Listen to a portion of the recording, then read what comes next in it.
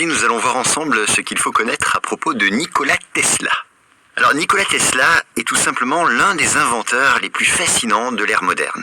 Il est né au 19e, en 1856 pour être très précis, dans l'actuelle Croatie. Et un petit peu avant 30 ans, il émigre aux États-Unis. Il y a une idée fixe, il veut révolutionner la production et la distribution d'électricité. Il faut savoir qu'à la fin du 19e siècle, le système dominant en matière d'électricité aux États-Unis repose sur le courant continu, qui est défendu par Thomas Edison. Or, le courant continu a pas mal de problèmes, et notamment qu'il circule mal sur de longues distances. Alors Tesla va développer un système différent. C'est le courant alternatif. Lui est capable d'être transformé en haute tension pour voyager très loin. Et ensuite, quand il arrive dans les maisons, il est abaissé. Il peut donc être utilisé sans danger.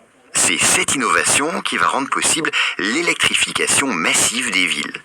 Alors forcément, il y a une guerre qui se déclenche entre Tesla d'un côté et Edison de l'autre.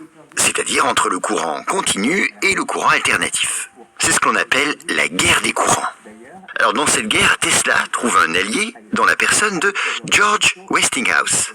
C'est un industriel qui finance ses travaux. Et ils vont finir par triompher lors de l'exposition universelle de Chicago en 1893. Et peut-être surtout avec la centrale hydroélectrique des chutes du Niagara en 1895. Et c'est un tournant historique puisque le modèle électrique mondial va adopter leur courant alternatif. Mais attention, il ne faut pas réduire Tesla à cela.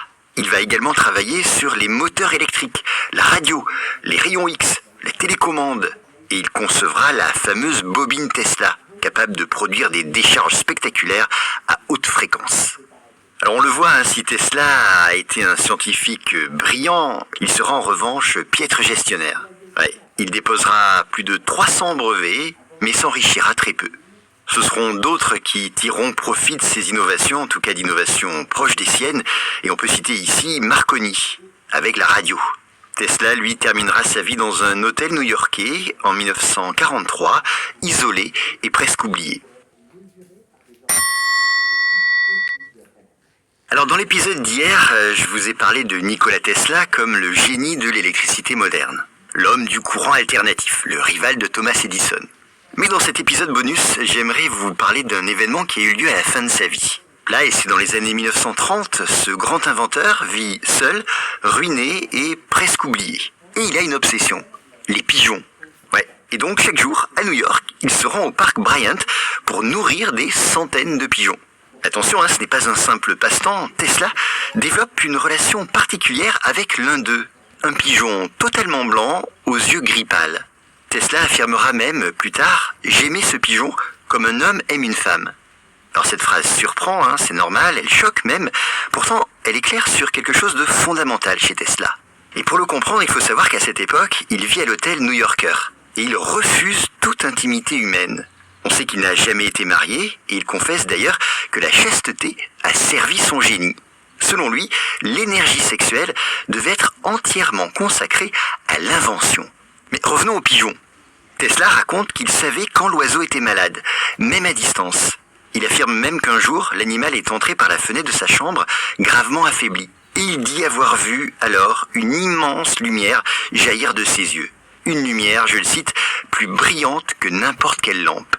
Et quand ce pigeon est finalement mort, Tesla a dit « J'ai su que ma vie était finie ».